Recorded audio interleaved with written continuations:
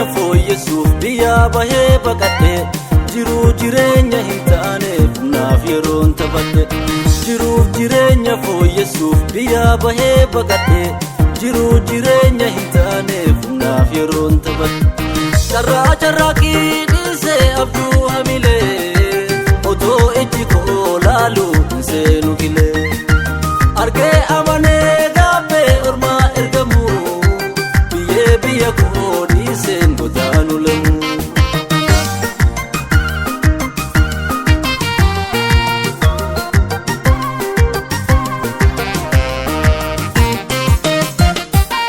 jireenya addaa jiraatta jedhee godaansa jajee narra dhaabbatee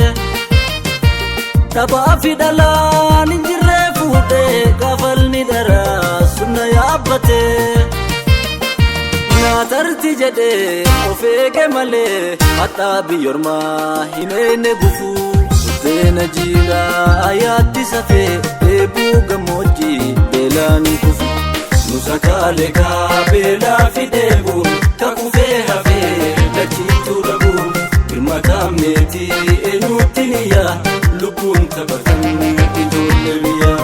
filannoo jiruu karoora badee hanga yoon buluuf ormaa sagadee akkuma ooftee na baaftee biyyaan nagahii yaa miila kiyyaa.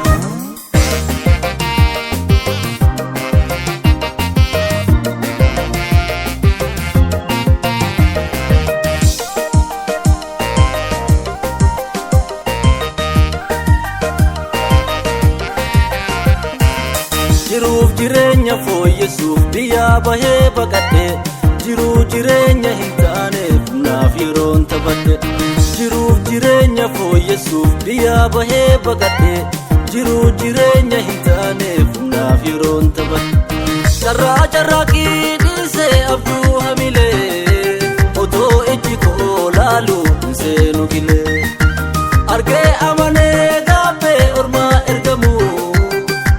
biyya koo dhiiseen godaanu lamu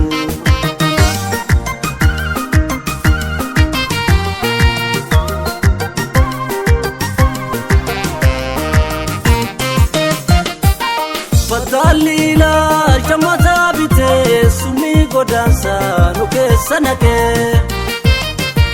bineensa gogaa namaa uffatee lammii gurguruu ilaalu makee barannee jennee otoo fin ergin godaansa goonee furmaata rakkoo humnaa beekumsi ormaan ijaarre nu seene sunoo nu gaafatu irsaaniitituu baqaan faca'ee ilmootu haadhaa abbaaf dhama'ee du'aa gudeetaa marareen qabne qaamaa fi sammuu kikichuu dhabne irsaaniitituu baqaan faca'ee ilmootu haadhaa abbaaf dhama'ee du'aa gudeetaa marareen qabne qaamaa fi sammuu kikichuu dhabne.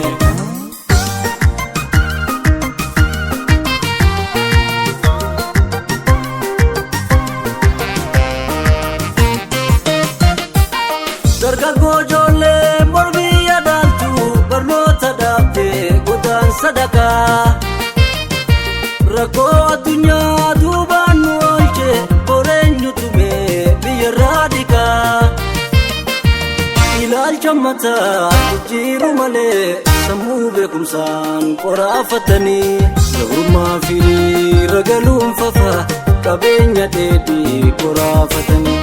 kabaatus jiruun qormaata gufuu dadhabbii malee milkiin hin dhufuu karoora tolchee raawwii gabbisaa waanjoo hiyyummaa qileettan bisaa kabaatus jiruun qormaata gufuu dadhabbii malee